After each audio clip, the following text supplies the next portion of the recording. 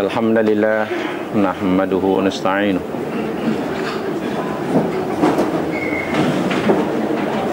wa natubu ilaihi wa nastaghfiruh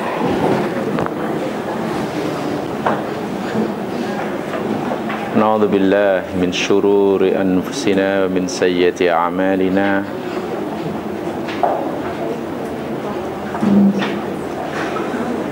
may yahdihillahu fala mudilla lahu wa may yudlil fala hadiya lahu.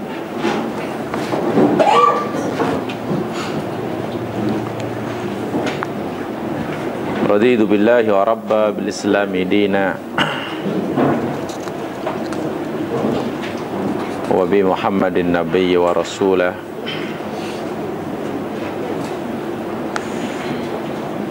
Rabbi israh li sadri wa yassir li amri wahlul 'uqdatam min lisani yafqahu qawli. Allahumma amin wa ba'.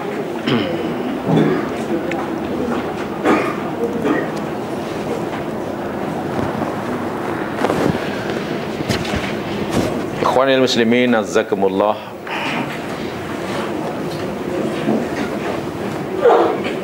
InsyaAllah kita akan teruskan seri pengajian kita Tazkiyatun Nafsi, siri penyucian jiwa, Qalbun Salim.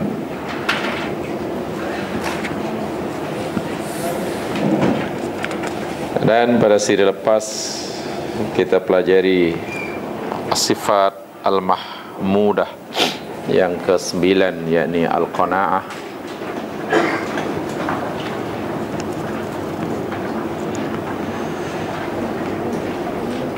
Paling tidak ada dua pengertian yang diberikan tentang makna Al-Qana'ah sebagaimana yang kita telah pelajari.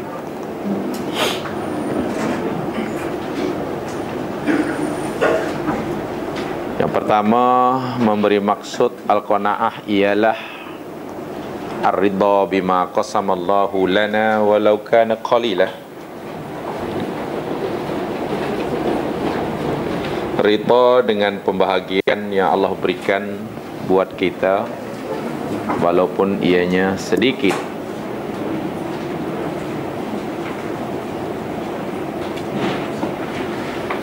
Dan meninggalkan at-tatallu', yakni memandang kepada apa yang ada di tangan orang lain.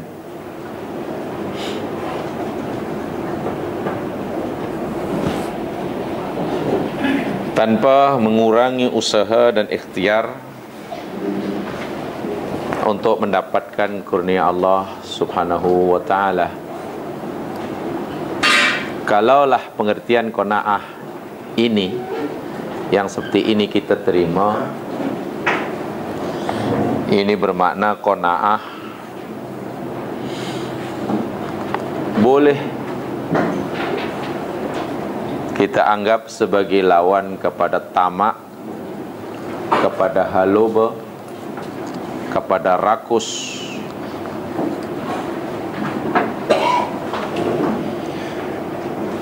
Di dalam agama sebagaimana yang telah dijelaskan, qanaah merupakan sifat yang sangat mulia dan itu merupakan kesucian hati.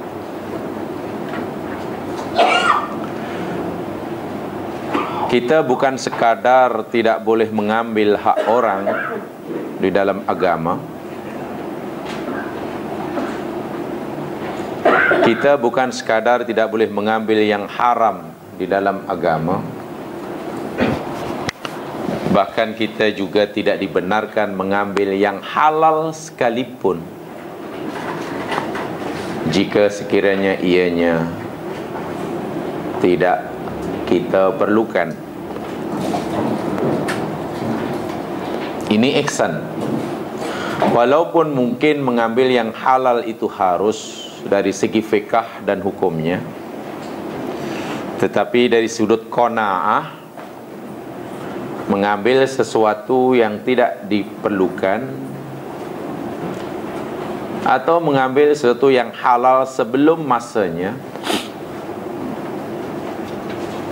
dilarang oleh agama. Kita diajar begitu, seperti mana kita diajar qanaah melalui puasa umpamanya.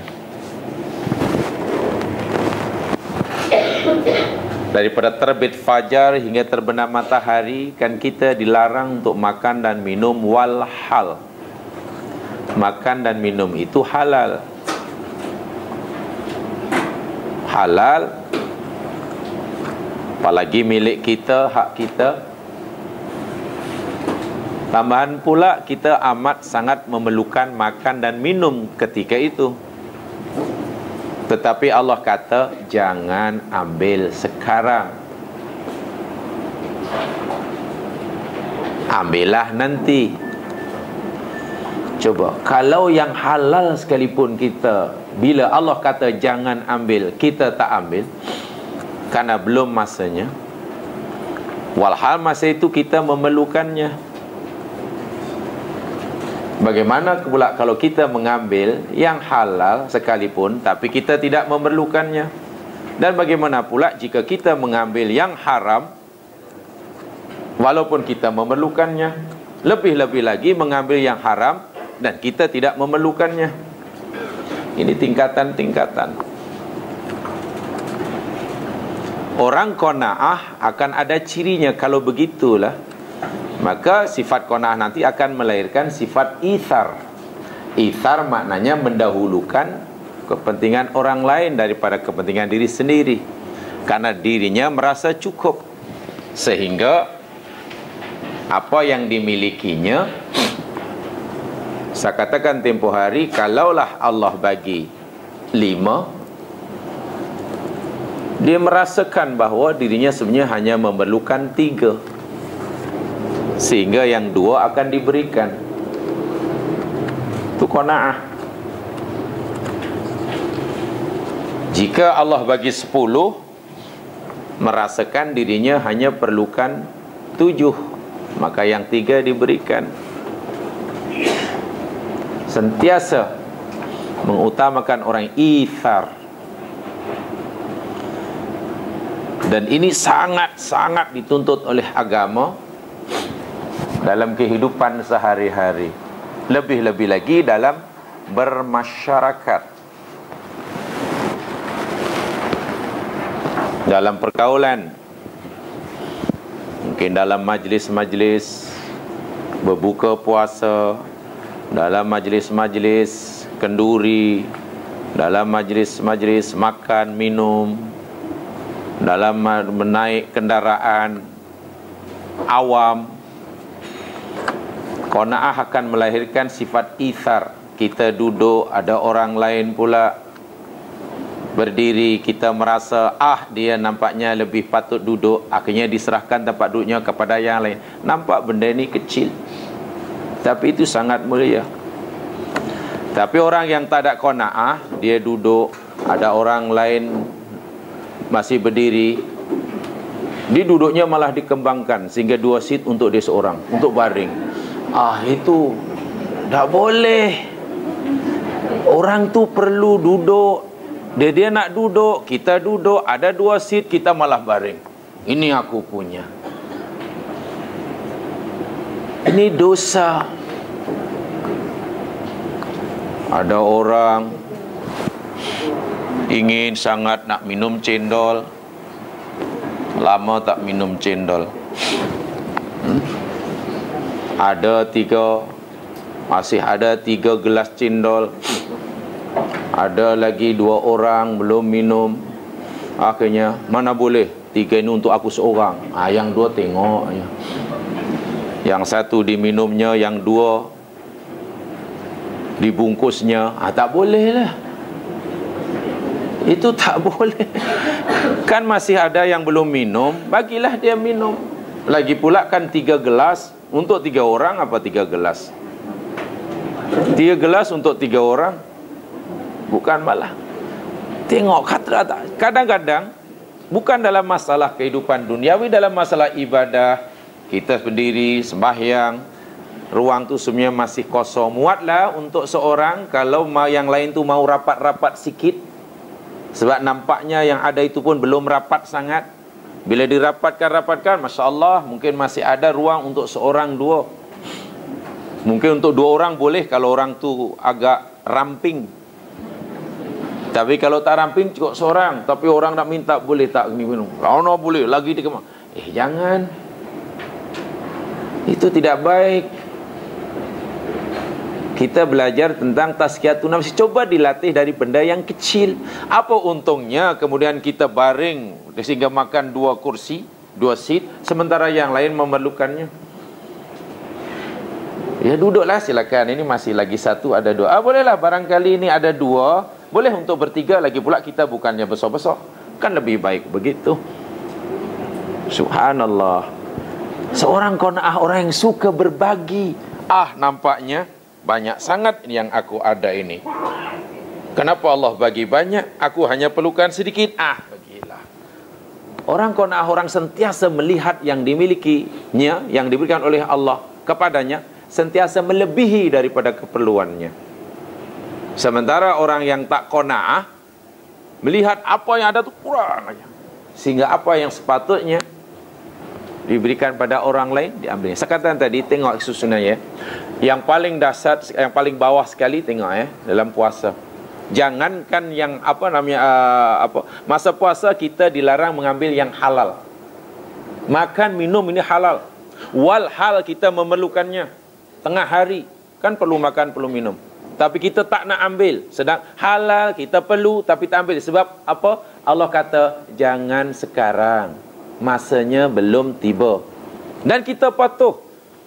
Ini yang paling hebat sekali. Peringkat kedua, yang halal kita tidak mengambilnya jika kita tidak memerlukannya. Dia dah mulai lebih tinggi ni. Anda ada halal, halal. Awak boleh ambil. Kalau kita boleh, bolehlah. Kalau pertanyaan di segi fikah, senang. Bolehkah saya ambil? Kalau jawapannya boleh, tak boleh, itu pertanyaan fikah. Jawapannya boleh, sebab halal. Tapi kalau pertanyaannya qalbun salim, pertanyaan akhlak, anda perlu ke tak perlu? Tak perlu. Jangan. Ada orang lain yang lebih memerlukan. Tengok, halal tapi tak perlukan, jangan dahulu. Yang ketiga, itu lebih tinggi lagi, yang haram memanglah tak boleh. Walaupun kita memerlukannya, karena dia haram kita tak ambil.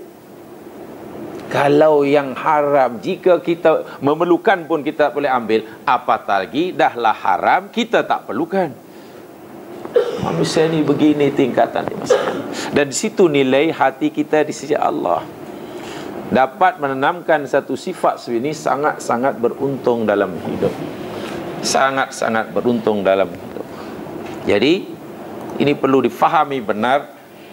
Apatah lagi jamaah sekalian, saya jadi teringat sabda Rasul sallallahu alaihi wasallam di dalam hadis yang dinilai oleh Nasiruddin Albani sebagai hadis sahih dalam kitabnya Sahihul Jami'. Nabi sallallahu alaihi wasallam bersabda, isnatani yakrahuhuma ibnu Adam. Ada 2 perkara yang kedua-duanya tidak disukai oleh anak Adam. Ada 2 perkara yang anak Adam tak begitu menyukainya, atau mungkin membencinya. Yakrahu. Yang pertama, yakni yakrahul maut wal mautu khairun lahu minal fitnah. Yang pertama, yakni anak Adam itu tak suka mati, atau bahkan benci mati. Sedangkan boleh jadi kematian baginya ketika itu lebih baik daripada fitnah, daripada hidup yang terus menambahkan kesesatan dan dosa. Kan lebih baik mati. Itu cerita tentang tazkirah kematian itu. Baik, yang kedua, ini cerita yang berkaitan dengan qalbun salimnya. Wa yakrabu killatal mal. Dan anak Adam ini tak suka akan harta yang sedikit. Yang mana ada orang suka punya harta sedikit? Semua kan suka harta yang banyak. Wa killatul mal aqallal hisab. Sedangkan sedikitnya harta itu boleh menyedikitkan hisab. Seseorang yang ingin hisabnya ringan, ya hartanya kena sedikit. Kalau hartanya banyak, hisabnya banyak. Setiap kita perlukan hisab yang mudah. Tapi peliknya pada yang sama, suka harta yang banyak. Sedangkan harta banyak, hisab banyak. Hanya yang perlu difahami, apa maksud qillatul mal, sedikit harta. Jangan salah faham, sedikit harta maknanya kita mesti suruh jadi orang miskin. Berkaitan dengan qanaah, tempoh hari saya katakan. Orang yang sedikit harta bukan maknanya orang yang tak punya harta.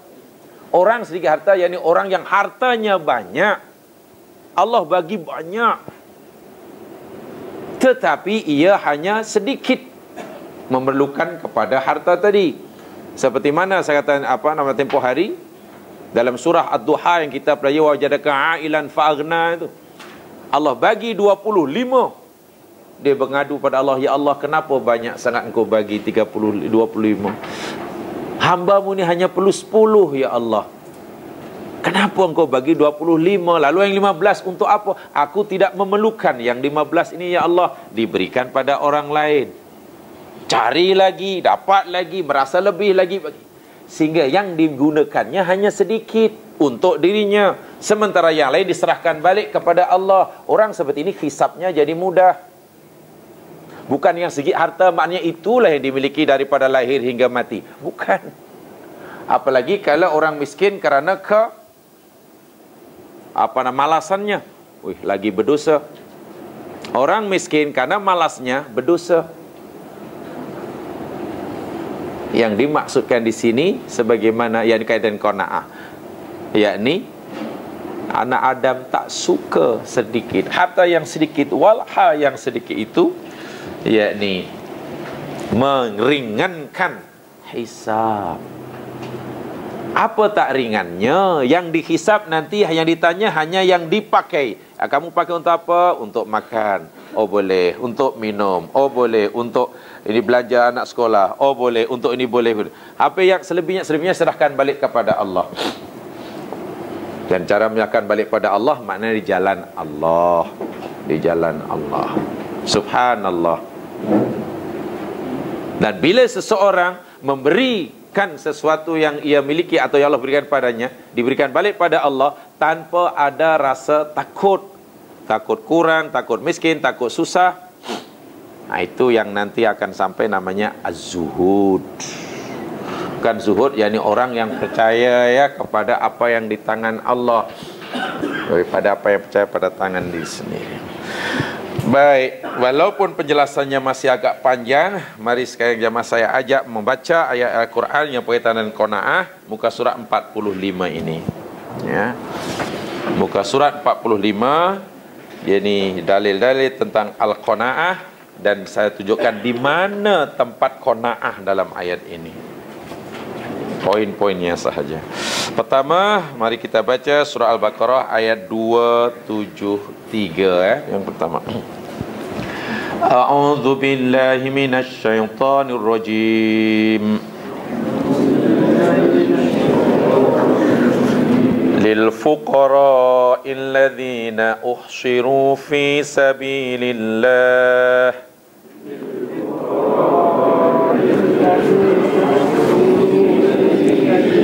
la yastati'una darban fil ard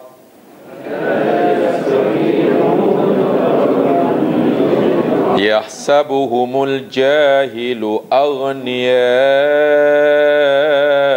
minat ta'affuf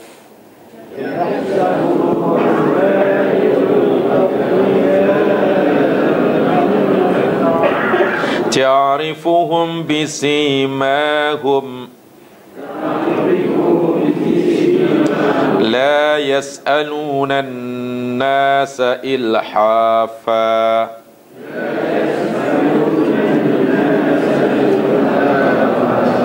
وَمَا تُنْفِقُوا مِنْ خَيْرٍ فَإِنَّ اللَّهَ بِهِ عَلِيمٌ.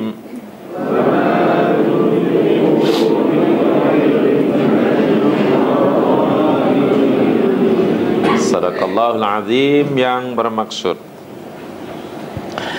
Lil fuqara, hak bagi orang-orang fakir. Hak bagi orang-orang fakir. Siapa orang-orang fakir? Alladzina uhsiru fi sabilillah. Orang-orang yang mereka itu mengikatkan dirinya, mengepungkan dirinya, mengikat dirinya fi sabilillah, di jalan Allah. La yastati'una darban fil ard, sehingga karena mereka menguntukkan semua masanya di jalan Allah, mereka tak ada kemampuan, keupayaan untuk berjalan di muka bumi Allah bagi mencari rezeki. Yahsabuhumul jahilu aghnia, orang-orang yang tidak tahu menyangka mereka ini orang-orang yang kaya, aghnia. Dia ingat kaya raya. Sebab minat ta'affuf, dari sebab dia ini menjaga diri daripada meminta-minta. Tak nak meminta-minta. Ta'rifuhum bisimahum, engkau dapat mengenali mereka wahai Muhammad dengan tanda mereka. La yas'aluna an-nasa ilhafa, mereka ini tidak pernah meminta kepada orang lain dengan cara mendesak, memaksa ataupun mendesak. Wa ma tunfiqu min khairin fa innallaha bihi alim, dan apa sahaja harta yang kamu infakkan, maka sesungguhnya Allah itu Maha mengetahui. Maha mengetahui. Baik, ayat ini yakni ayat yang menjadi ingatan bagi Nabi sallallahu alaihi wasallam, khasnya di dalam pembahagian zakat atau pembahagian harta rampasan perang. Siapakah orang-orang yang perlu diberikan keutamaan? Siapakah mereka yang perlu diberikan prioriti, afdaliyah dalam pengagihan rezeki Allah? Zakat atau baitul mal atau rampasan perang. Salah satu daripada mereka yang perlu diambil berat, sebab tidak mudah orang ini dikenal, yakni orang-orang fakir. Kefakiran mereka bukan kerana malas bekerja. Kefakiran mereka kerana mereka telah mengabdikan dirinya, tenaganya, masanya diperuntukkan 100% fi sabilillah. Mengembangkan agama Islam, memerangi orang kafir. Pada zaman Nabi sangat ramai orang seperti ini. Mereka fakir bukan kerana malas bekerja. Mereka fakir kerana sebagian besar masanya, hidupnya dibaktikan fi sabilillah.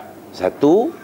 Yang kedua, jika mereka mendapat habuan rezeki daripada Allah sekalipun, sekala, saya kata tadi, merasakan apa yang Allah berikan kepadanya lebih daripada yang dia perlukan untuk hari itu, sehingga diberikan.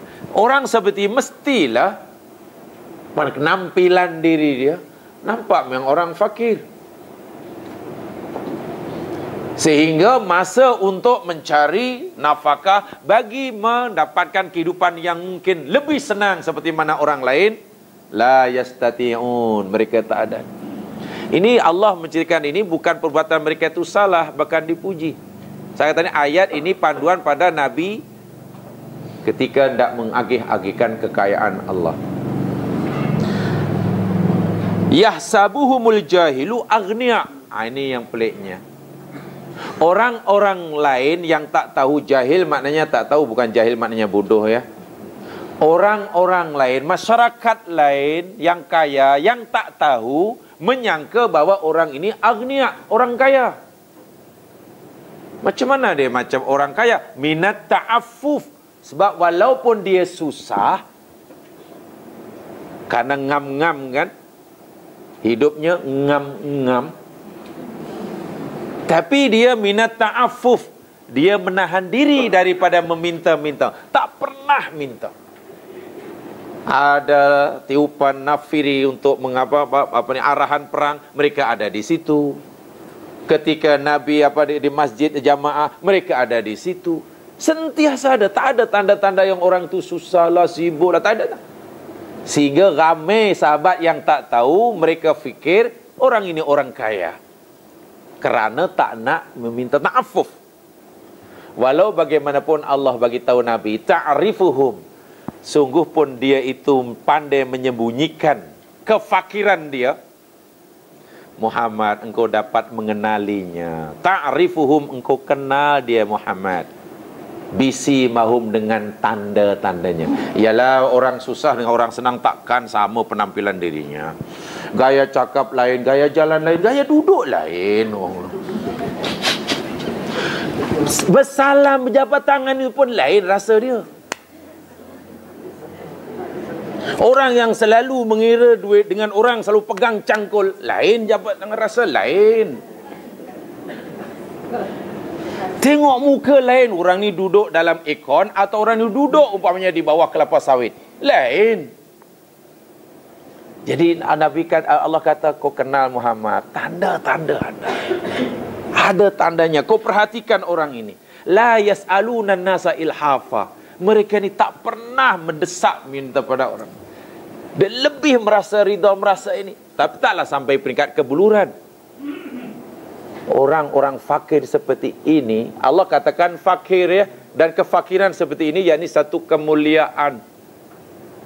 Yang Nabi dahulu semasa Mi'raj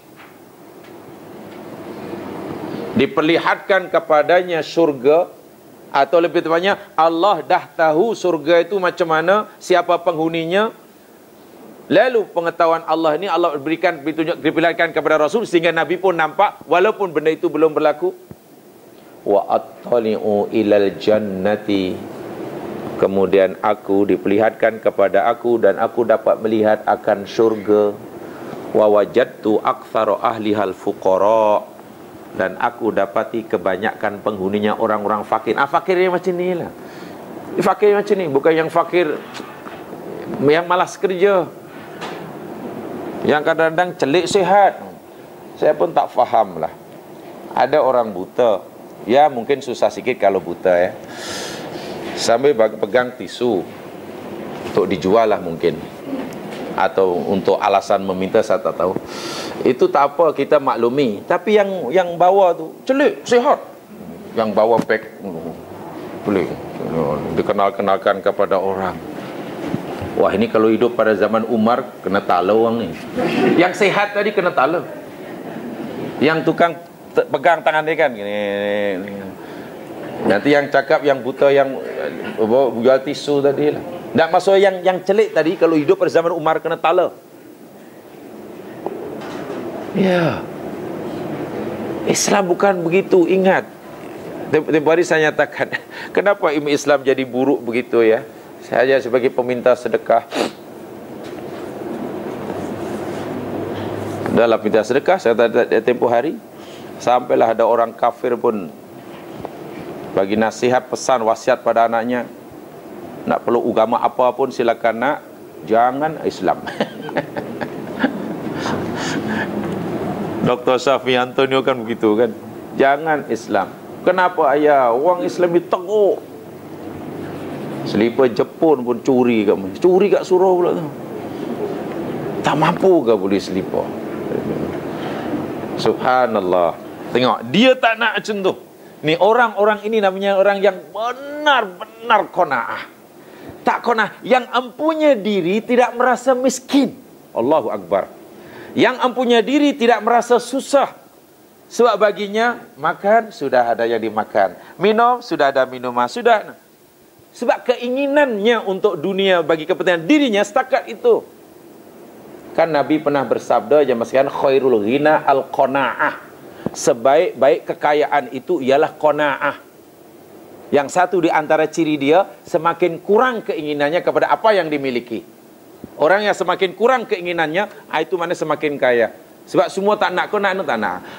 Bukan tak nak karena dia belum memiliki. Kalau dia tak nak sebab dia belum memiliki, itu bukan qanaah. Kau nak tu ada apa namanya ni, apa pulau tu nak dijual. Tak nak sana. Oh, saya sudah qanaah, saya qanaah. Kau nak ada tu sebelah belakang tu ada hotel, dia jual murah. Ada satu bilik. Kalau kau dia tak nak, saya tak nak, sana hotel tak nak. Atau barangkali ada dusun belakang rumah tu, tak nak kau ni. Atau ada ni, saya tak nak, saya zuhud. Zuhud apa ke benda? Qanaah di mana letaknya? Qanaah bukan menolak yang belum dimilikinya, memanglah. Miliki dahulu semua segala-galanya tadi.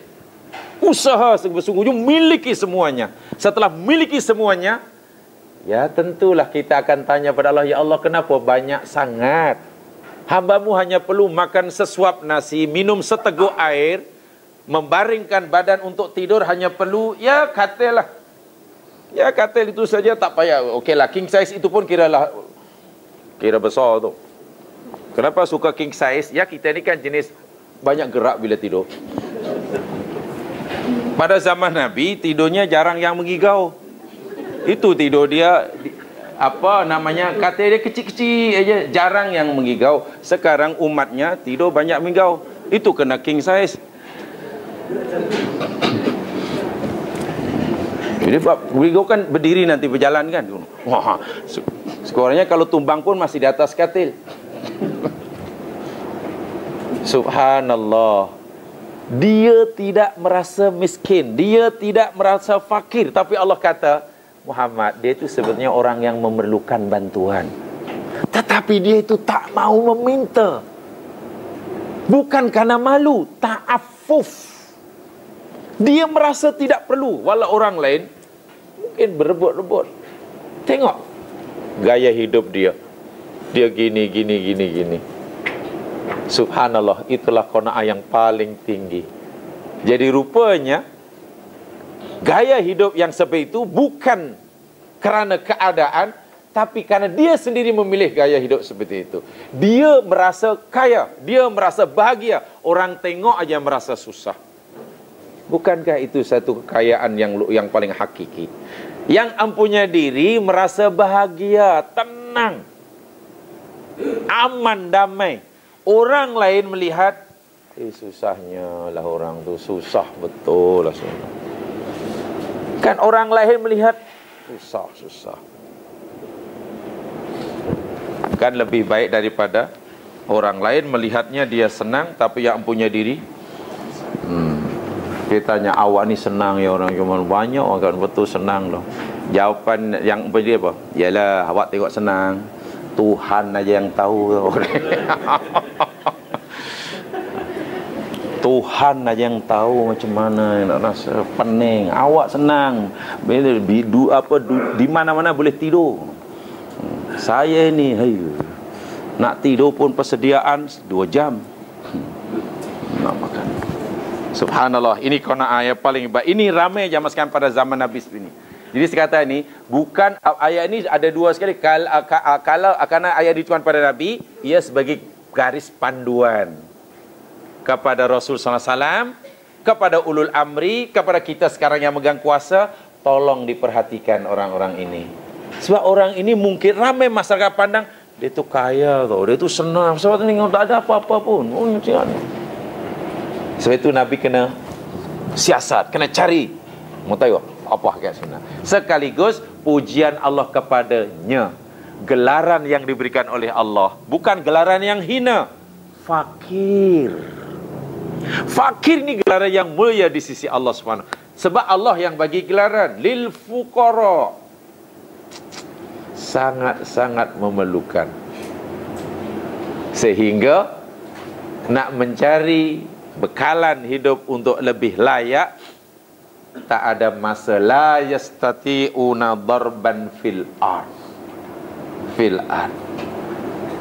Jadi apa namanya, dia punya keistimewaan yang tersendiri. Apa saja kebaikan yang kamu infakkan, atau apa saja kekayaan harta yang kamu infakkan, Allah Maha mengetahui. Itu yang pertama ya, ayat yang pertama tentang qanaah.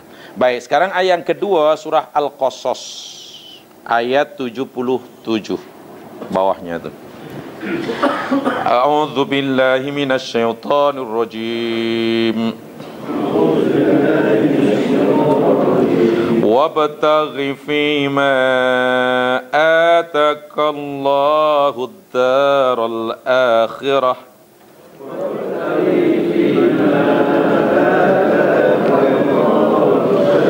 ولا تنس نصيبك من الدنيا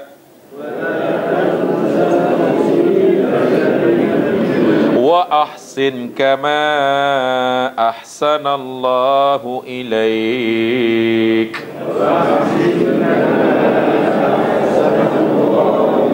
ولا تبغي الفساد في الأرض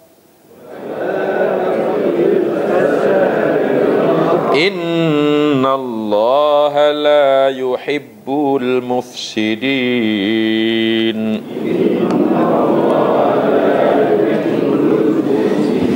Ini merupakan rangkaian ayat yang mengandungi nasihat-nasihat daripada kaum Nabi Musa kepada Qarun. Ayat sebelumnya, ayat ini dan juga ayat sebelahnya, yakni merupakan rangkaian ayat Allah yang menceritakan nasihat kaum Nabi Musa kepada Qarun. Jadi ada sebelum dan selepasnya. Sebagai nasihatnya berbunyi, wabtaghi fima atakallahu daral akhirah, dan cari oleh engkau. Ini pada asalnya engkau ni engkau Qarun ni ya. Sebab dalam ayat ni ceritanya cerita Qarun. Kaum Nabi Musa bagi nasihat kepada Qarun. Dan carilah dalam apa yang Allah berikan pada kamu akan kehidupan akhirat. Dan carilah kehidupan akhirat di dalam apa yang Allah berikan pada engkau. Ron tu Qarun lah. Jadi Ron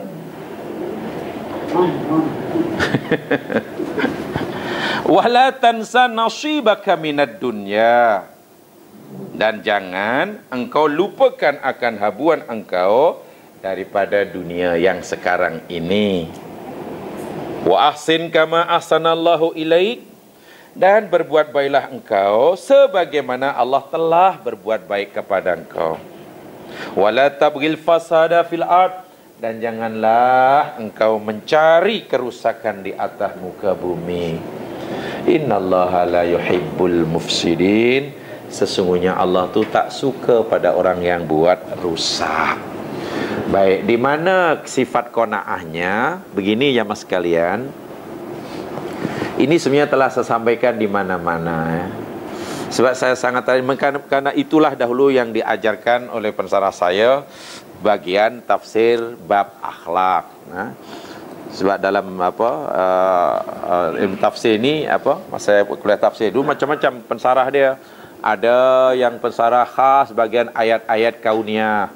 Jadi cerita tentang ayat kepakaran dia ayat-ayat kauniyah lah. Ayat tentang alam semesta. Ada yang maksudnya bagian ayat-ayat hukum. Ya, bila dia masuk dia cerita ayat-ayat berkaitan hukum hakam lah. Halal haram dosa ni boleh tak boleh dan seterusnya dan seterusnya. Ada ayat akhlak, ada ayat sejarah. Bila sejarah biasanya kaitannya memang dia mempunyai background tentang ilmu-ilmu yang berkaitan dengan apa yang istilah kita sekarang arkeologi umpamanya, tentang arkeologi dan seterusnya dan seterusnya. Jadi kata pensarah saya bagian akhlak, ayat-ayat akhlak, ayat ni mempunyai makna qanaah. Saya sering sampaikan di mana-mana, saya simbolkan, jamaah sekalian, tujuan Allah menciptakan bumi, langit dan isinya depan mata kita ni lah. Tumbuh-tumbuhan, bumi dan apalah, buah-buahan lah, hujan, semualah harta benda dan segala macam ni. Ada dua tujuannya. Ada dua tujuan. Tujuan pertama yakni tujuan akidah, atau dalam bahasa Arab ghayatun akidiyah. Ghayatun akidah ni tujuan akidah. Yang kedua ada tujuan kebendaan, tujuan dunia, ghayatun madiyah. Ghayatun madiyah mana tujuan kebendaan. boleh kita nikmati, boleh kita makan, boleh kita pakai, boleh kita jadikan kenderaan, boleh kita diami, boleh jadi macam-macam lah. Jadi rumah, jadi ini, jadi tempat tinggal, jadi sebenarnya. Ambillah satu contoh umpamanya. Allah Subhanahu wa taala katakanlah menciptakan bumi dan isinya dengan pelbagai rezeki yang ada di dalamnya. Sebab bumi adalah hanya satu-satunya tempat yang boleh dihuni oleh kita dan tidak ada tempat lain. Karena di sinilah ada udara, di sinilah ada air, di sinilah ada kilang makanan, di sinilah ada keperluan dan tak habis-habis. Allah ciptakan tumbuh-tumbuhan, ciptakan lembu, ciptakan unta, cipta segala-galanya. Yang pertama saya kata tadi ada tujuan akidah. Ghayatun akidiyah. Maknanya apa? Allah hendak menunjukkan kepada kita kamalu kudratihi, kesempurnaan kudrahnya. Allah maha sempurna kekuasaannya. Seolah-olah Allah berfirman begini, wahai anak Adam, tengok tumbuh-tumbuhan yang di depanmu, tengok binatang ternakan yang ada di sekelilingmu.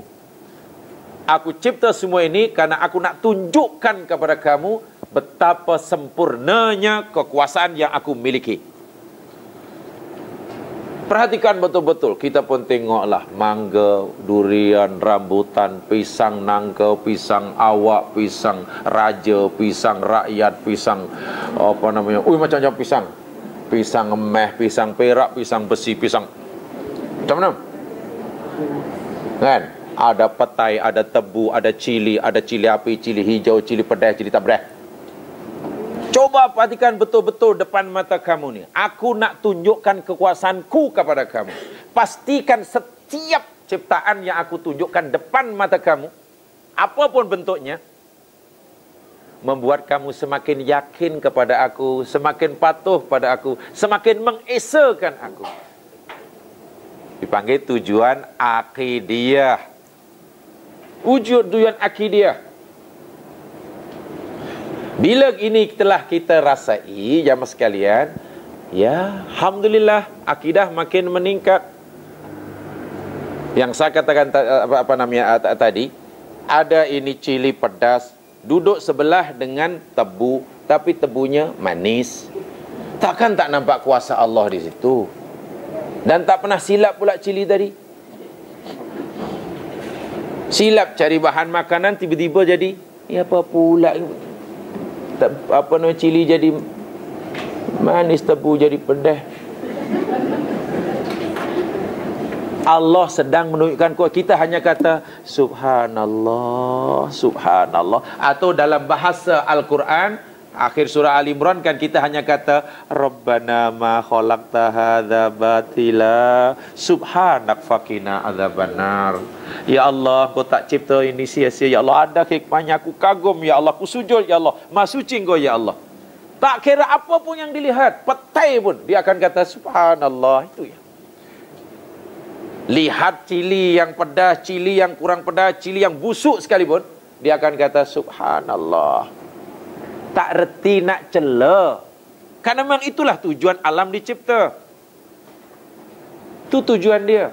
Bila kita dah mendapatkan, mencapai matlamat tujuan penciptaan alam dan isinya di depan kita, untuk kita lebih kenal Allah, ada tujuan akidah, baru Allah persilakan kita untuk memanfaatkannya bagi kesejahteraan kita. Di sini namanya ghayah madiyah. Nah, sekarang kamu sudah yakin akan kebesaran aku dan kamu dapat merasakan keagungan aku. Sekarang silakan nikmati. Kita boleh petik cili, kita buat tumis, kita buat itu silakan. Tapi ketika pedas atau kurang pedas, jangan sekali lagi komplain sebab tadi dah saya pernah katakan tempoh hari kan, ada buah yang manis, ada buah yang masam, ada buah yang busuk. Saya katakan tempoh hari. Ketiga-tiga ini, kalaulah pertanyaannya, mana yang lebih susah bagi Allah? Menciptakan mangga yang manis, yang masam atau yang busuk? Yang lebih susah bagi Allah menciptakannya. Yang lebih susah. Sama kan? Sama lah bagi Allah, mana yang lebih susah? Hanya kun fayakun, kun fayakun. Sekarang pertanyaan yang kedua. Yang manis, yang masam dan yang busuk dalam satu tangkai, mana yang lebih menunjukkan kuasa Allah di hadapan kita? Yang lebih menunjukkan kuasa Allah. Sama je kan? Jadi bila sama, kalau begitu kita tak boleh komplain, kerana semuanya menunjukkan kuasa Allah. Katakan subhanallah ketika melihat yang manis. Pujilah Allah ketika merasakan yang masam. Tasbih kepada Allah ketika kita memetiknya yang busuk. Karena sehingga tidak ada yang tidak membuat kita makin. Itu tujuan wabtaghi fima ataqallah darul akhirah. Semuanya hendaklah dikaitkan kepada akhirat. Akhirat makin tunduk, makin tunduk. Selepas itu Allah wala tansa nasibaka minad dunya. Jangan kamu lupakan habuan kamu di dunia, sebab aku izinkan untuk kamu nikmati. Ya ambil, karena kamu suka yang manis, ambillah yang manis. Tapi ingat, yang masam pun kamu perlu, tapi jangan banyak-banyak. Masam. Yang busuk pun mungkin amat berfaedah juga. Kalau tidak memberi manfaat kepada untuk dimakan, mungkin untuk yang lain. Tapi ini hanya tujuan sampingan. Tujuan sampingan. Ini makna yang pertama. Makna yang kedua, apa saja yang Allah berikan kepada kita, pastikan ianya sebagai sarana, sebagai wasilah untuk kita mendapatkan kehidupan akhirat. Harta, kekayaan, kesehatan, kendaraan, ilmu, kekuasaan, pastikan semua itu kita manfaatkan untuk mendapatkan akhirat. Karena itu tujuannya. Walaupun tidak salah, kata Allah, kamu ambillah sedikit untuk kepentingan kamu di sini. Untuk dinikmati, boleh menikmatinya. Untuk dipakai, silakan. Tapi yang di sini hanya jangan lupa tujuan asal, fungsi asal, yakni jadikan alat, wasilah untuk mendapatkan akhirat. Dan tadi saya nyatakan, di mana letak qanaahnya? Bila orang diberi 10, saya katakan tadi, dia hanya mengambil, hanya Allah kata, jangan lupa tahu, kamu perlu juga, ya Allah, aku perlu juga, perlu ini, tak apalah, saya ambil 3 lah. Sebab yang kami perlukan di sini hanya 3. Yang 7 ni, ya Allah, aku serahkan balik.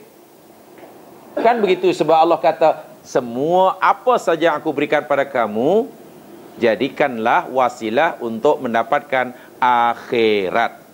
Orang yang diberi kesehatan oleh Allah jamaah sekalian, sebetulnya tentulah mempunyai peluang yang lebih besar untuk melakukan pekerjaan yang tak boleh dilakukan oleh orang yang sakit. Orang yang ada kuasa, peluang untuk buat baik lebih besar daripada orang yang tak ada kuasa. Orang yang ada kekayaan, peluang untuk dapat surga lebih besar daripada orang yang tidak ada, sebab amalnya banyak. Sebab itu, tapi ini bermakna bila orang miskin tak ada peluang masuk surga. Allahyarham Dr. Hamka dalam tasawuf moden, beliau berpesan begini, lebih kurang beginilah. Sebab beliau seorang sastrawan, saya bukan sastrawan, sastra pun tak lulus. Beliau kata, menasihat ini cantik sekali. Jika anda seorang yang kaya, senang-senangkan hatimu,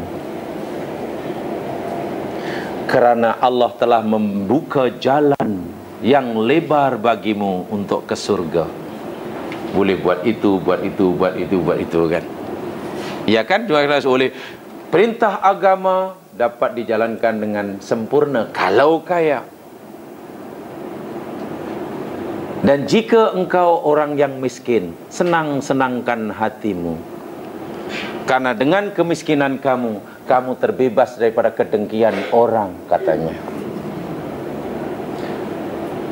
Dengan kemiskinanmu, kamu boleh dengan tidur di mana-mana tanpa rasa takut. Ayalah, orang miskin tidur di mana? Tertidur di seram, di apa, ada beranda, surau, mau dah balik, tak ada takut. Ya, siapa nak rumpak dia, miskin. Senang-senangkan hatimu. Pastikan Setiap apa yang Allah berikan kepada kita ini, yakni sebagai wasilah untuk, tapi tidak salah Allah kata untuk menggunakannya di sini. Ya, makna guna sini maknanya itu hanya keperluan apa ni, fungsi sampingan sahaja. Itu namanya qanaah, sebab sebagian besarnya dimanfaatkan untuk akhirat. Walaupun bagi hakikatnya, kalau ikut apa yang dipesankan oleh Asy-Syaikh Abdul Abbas Al-Mursi, ini saya tidak jelaskan sebab itu kaitannya dengan tasawuf, ya, dia guru, seorang guru kepada ulama. Asalnya beliau adalah seorang yang sangat alim, tafsir hadis telah dikuasai. Kemudian ke akhir hayatnya atau di umur-umur tuanya, beliau lebih cenderung kepada dunia sufi, kemudian dunia sufi, dan berjaya mengarang banyak kitab berkaitan dengan tasawuf, bagaimana menjadikan hati, yakni Ibnu Athaillah As-Sakandari. Guru beliau nama dia Abdul Abbas Al-Mursi. Al-Mursi banyak sekali nasihat-nasihat ihsan yang luar biasa, sangat-sangat luar biasa. Luar biasa. Itu tajuk yang sendirilah macam ni, khasnya bagi berkaitan dengan ini. Itu dia punya qanaah dia. Qanaah dia menjadikan semua yang Allah berikan kepada kita, yakni untuk ada tujuan akidah. Walaupun tidak salah kita memanfaatkannya bagi keperluan kita di sini. Qanaahnya ialah apa saja yang Allah berikan dalam diri kita ini, sebagian besarnya yakni untuk mencari akhirat, mencari akhirat. Apa saja. Kenapa saya katakan apa saja? Jamaah sekalian, ini secara ringkas saja. Abdul Abbas Al-Mursi kata, semalam baru saya ceritakan di tempat lain, manusia ini hidup di dunia hakikatnya hanya mempunyai masa manusia di dunia ini terbagi jadi 4 saja. Masa kehidupan manusia di dunia hanya ada dibagi jadi 4. 1, masa nikmat. 2, masa baliyah. Baliyah itu susah, ujian. 3, masa taat, masa dalam ketaatan, baik. Dan keempat, masa maksiat. Hidup kita di dunia bermula dari balik hingga meninggal, sebenarnya hanya ada 4 masa ini, dibagi menjadi 4 keadaan. Mungkin kita dalam keadaan nikmat, senang, lenang, sihat wa'afiat. Mungkin suatu hari kita dalam keadaan baliyah, ujian, masa susah, masa-masa. Mungkin kita dalam keadaan masa taat. Kita berada di tempat majlis ilmu, kita sedang melakukan yang disuruh, kita sedang melakukan amal yang digalakkan. Atau mungkin karena kealpaan kita dan kejahilan kita, kita berada dalam keadaan dan masa maksiat kepada Allah Subhanahu Wa Taala. Apapun masa yang kita sedang alami, pastikan ianya kita jadikan kendaraan kita menuju akhirat. Bagaimana caranya? Ketika Allah bagi kita nikmat, sebenarnya Allah bagi peluang kepada kita untuk mensyukurinya. Itu sebetulnya. Dan ketika Allah bagi kita musibah, Allah sebenarnya sedang memberi peluang pada kita untuk bersabar. Orang syukur boleh masuk surga, orang sabar pun boleh masuk surga. Ketika kita dalam keadaan ketaatan, taat, sedang baik, sebenarnya Allah memberi peluang kepada kita bahawa semua ketaatan yang kita lakukan itu hakikatnya pertolongan Allah. La haula wa la quwata illa billah. Kita semakin nampak Allah sedang tolong kita. Saya katakan jamaah boleh datang ke tempat ini pagi ini, saya percaya 100%. Kita berada di tempat ini pagi ini bukan sebab kita ada masa pagi ini. Bukan sebab kita ada masa. Kalau sebab kita ada masa, kenapa orang yang ada masa tak datang? Juga bukan sebab karena kita sehat. Sebab kalau karena kita sehat, kenapa orang yang sihat tak boleh buat? Bila orang boleh puasa umpamanya, bila orang boleh qiyamul lail, bukan sebab dia sehat. Ramai yang sehat pun tak qiyamul lail. Bila kita boleh bagi tolong orang lain, bagi sedekah orang lain, bukan sebab kita ada duit. Ramai orang yang berduit tapi tak mau tolong. Kalau itu sebab apa? Sebab Allah tolong. Mengembalikan amalan kepada Allah, subhanallah, itulah ikhlas, dan ikhlas boleh membawa surga. Tapi menisbahkan amalan kepada diri sendiri, namanya ujub. Dan ujub adalah mencampakkan orang dalam neraka. Sebab itu bila beramal jangan nampak amalan. Kita memang masih belajar ini proses membersihkan niat ini. Sebab kadang-kadang kita pun merasa amal kita ini cukup hebat di sisi Allah. Kadang-kadang hati ini dibisikkan oleh syaitan, yalah, saya ini macam-macam dah buat. Haji pun sudah 6 kali. Umrah memang setahun 3-4 kali. Orang pun dah aku tolong banyak-banyak. Takkan aku tak masuk surga? Takkan aku tak masuk surga? Bukankah aku semua dah buat apa ini? Aku pula dah sebagi itu, aku pula dah tolong itu, aku pula dah buat baik. Takkan Allah tak tambahkan rezeki? Cakap seperti ini jamaah sekalian, kalau dari sudut akhlak, sudut tazkiyatun nafsi, kita sudah memandang amalan kita itu seolah-olah sangat bernilai di sisi Allah. Walhal kita mampu beramal karena Allah tolong kita. Itu dah ada tanda-tanda ujub itu. Sudah menyandarkan seolah-olah kita macam minta balas budi daripada Allah. Ya Allah, kalau bahasa kasarnya lah, ucapan tadi bila dibahasa kasarkan, ya Allah, selama ni aku dah bagi apa yang kamu nak, aku dah buat apa yang kau suruh. Sekarang tiba masanya kamu pula bagi apa yang aku nak tau. Kalau tidak, ini kes tak aci. Ini yang kes tak aci tu. Aku dah buat macam-macam, takkan kau tak bagi? Apa yang aku boleh? Aku puasa sudah, qiyamul lail sudah, tolong orang sudah, bakti bapak. Takkan doa aku kau tak makbulkan? Tak aci le. Waliyadzubillah, tu'anubillah. Dan bila kita dalam keadaan maksiat, sebetulnya Allah telah melorongkan jalan kita untuk menuju surga. Pelik sungguh. Orang yang dalam keadaan maksiat, Allah lorongkan di depannya jalan ke surga. Sebab apa? Apa yang Allah maukan daripada hamba yang sedang maksiat, segera bertaubat. Segera bertaubat.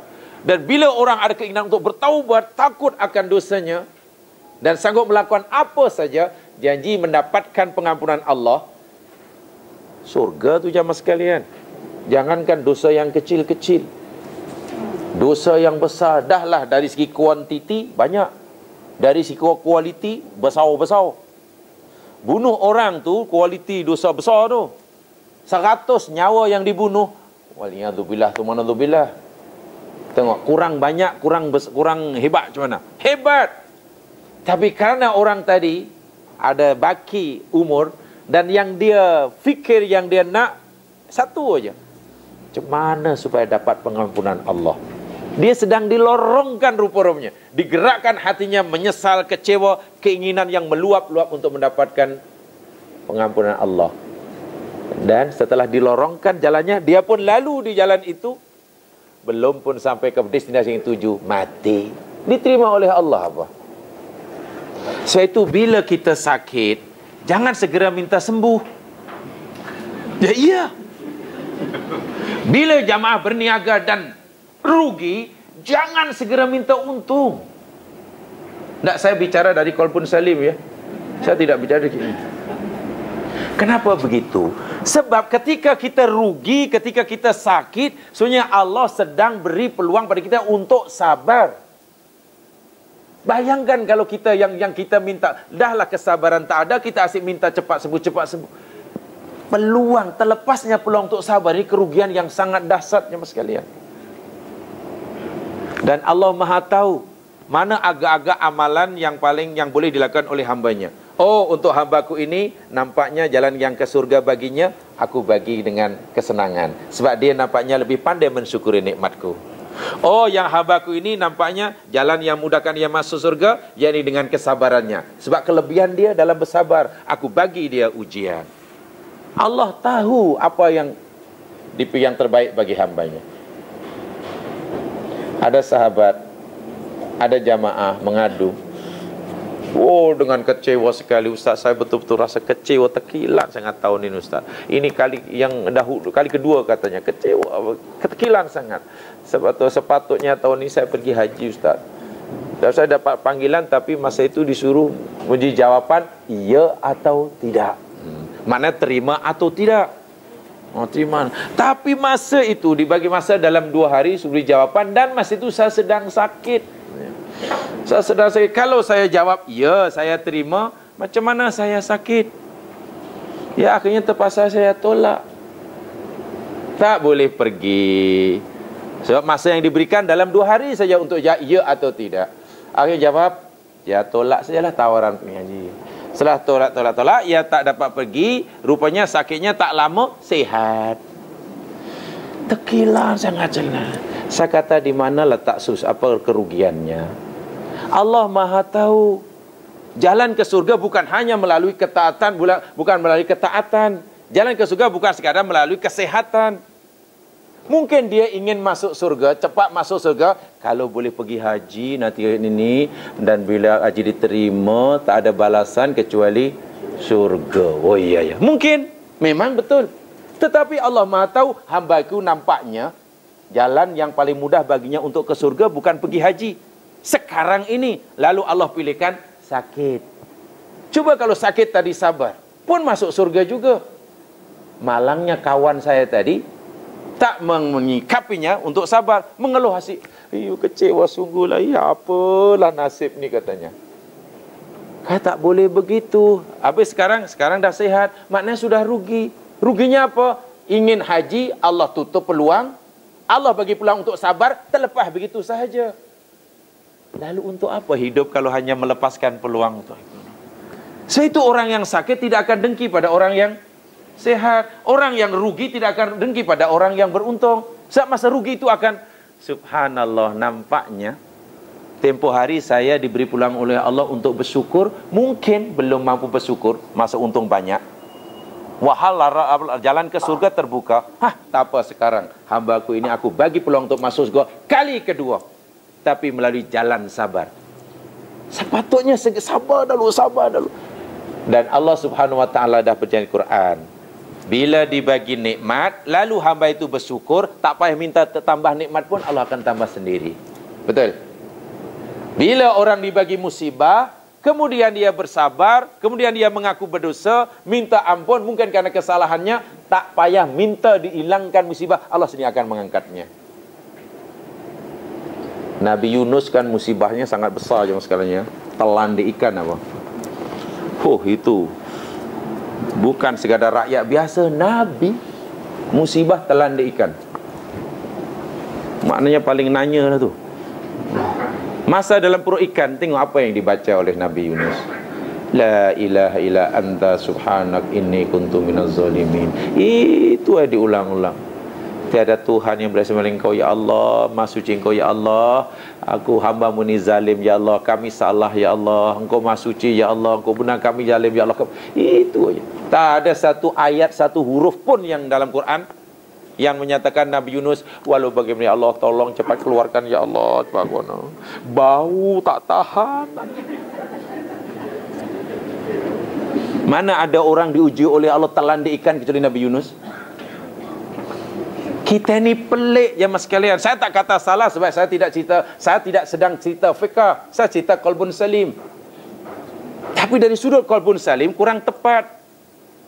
Kan biasanya bila ditimpa musibah kan kita segera, mari kita sembahyang hajat supaya musibah cepat diangkat. Kan begitu biasanya kan. Malah cepat-cepat hilang. Wah, itu salah dari sudut qalbun salim. Walaupun kalau tanya ulama fiqh, boleh. Tak, saya tidak mengajar fiqh sekarang ni. Baru sekejap dah minta. Walhal Allah bagi sabarlah dulu. Kalau kamu sabar nanti, Masya Allah, dosa diampun, darjah dinaikkan. Kan hebat doh.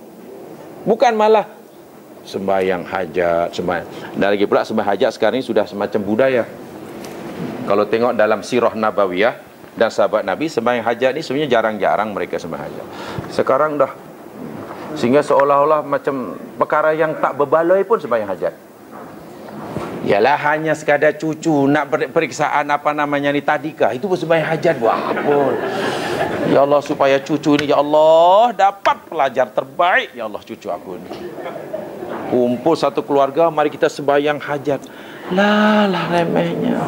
Saya takut nanti nilai solat. Solat itu yakni silahul mu'min, hubungan hamba dengan Tuhan, yang sebenarnya boleh mendatangkan satu kepuasan rohani, kedamaian jiwa. Tapi yang diminta hanya alai kecil saja. Lagi sekali saya tidak cerita fiqh. Kalau tanya boleh ke tak boleh? Boleh. Tapi pelajaran ini bukan pelajaran fiqh. Jadi sudah jadi satu ni. Ini sikit-sikit sembahyang hajat, sikit sembahyang mandilah kita hajat. Sebab apa? Yalah sebab kawan tu semalam dia apa namanya sesema. Dia usaha yang baik sekali. Jadi kita tak boleh pergi. Surau ni sesema. Iya. Jadi tuan-tuan, karena usaha kita yang ini semua, mari kita mandi sembahyang hajat. Mudah-mudahan Allah segera sihatkan. Betul kalau tanya Ustaz Fiqah, jawapannya boleh. Tapi bukankah Allahu Akbar ya, dibagi musibah tu supaya bersabar, supaya bersabar. Nikmati itu dan rasakan itu. Sebab saya kata, apa saja yang aku berikan pada engkau wahai manusia, pastikan kamu jadikan ia sebagai wasilah untuk kamu dapat akhirat. Dan Allah yang Allah berikan pada kita ni banyak jemaah sekalian, yang nampak dan termasuk yang tak nampak, sehat, sakit, susah, senang, kan juga pemberian Allah. Kenapa kita tak jadikan ini wasilah untuk dapat darul akhirah, darul akhirah? So peluang untuk masuk surga sebenarnya depan mata setiap hari. Dan sama peluangnya, yang kaya atau yang miskin, yang senang atau yang susah. Bergantung orang itu dia tahu atau tidak sedang diberi peluang. Yang kita tahu, oh ini peluang aku. Jadi peluang ibaratnya kendaraan lah, gitulah. Ada yang dia bagi kendaraan kereta, ya dipandu. Namanya kendaraan yang Allah bagi kereta, pandu. Kalau sedang dibagi kendaraan basikal, ya digayuh. Jangan dibagi basikal. Basikal, kereta je. Kita suruh naik basikal, Allah kata. Yang suruh jalan, jalan kaki. Masing-masing nanti kan sampai tempat tujuan. Malangnya tidak melihat itu. Itulah qanaah ya. Jadi luar biasa sebetulnya jemaah sekalian mana yang terkandung dalam ayat ini. Walaupun saya tadi ia nasihat kepada Fir'aun laknatullah alaih, tetapi ia berlaku bagi kita hari ini. So itu saja yang sempat saya sampaikan untuk sidang pertama ini.